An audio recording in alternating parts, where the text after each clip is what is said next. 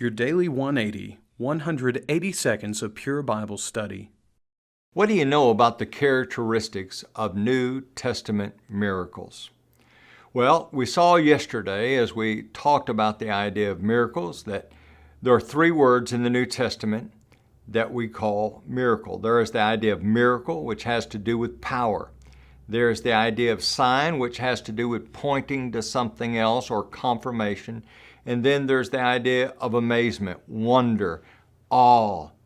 Well, also, we saw that miracles had certain characteristics about them in that they were immediate. It didn't take days, months, or weeks for something to be accomplished. It was verifiable. You didn't guess whether or not this was an act of God. It was subject to sense perception. People were able to feel, touch, see, hear. It also served to confirm God's preached message. It was dignified in character. It was not something that would bring disgrace. And it was amazing. Now let's look at an example of one such miracle in Acts chapter 3, beginning at verse number 1, and we'll read down through verse number 10.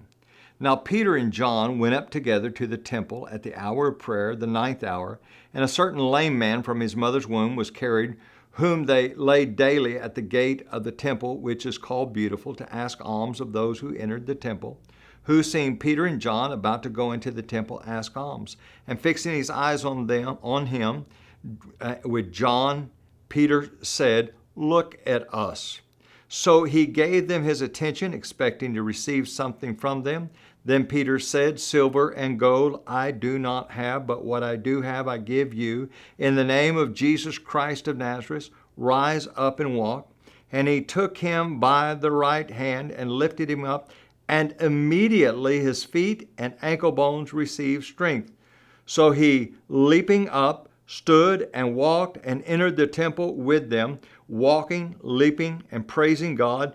And the people saw him walking and praising God. Now, verse number 10 is very significant. Then they knew that it was he who sat begging alms at the beautiful gate of the temple, and they were filled with wonder and amazement at what had happened. Now, this is very different than any kind of miracle that we hear about today, and tomorrow we're going to talk more about that. But when someone says that a miracle has been performed today, they need to measure it against what we read about in the New Testament. Please continue to join us as we talk about this very important subject.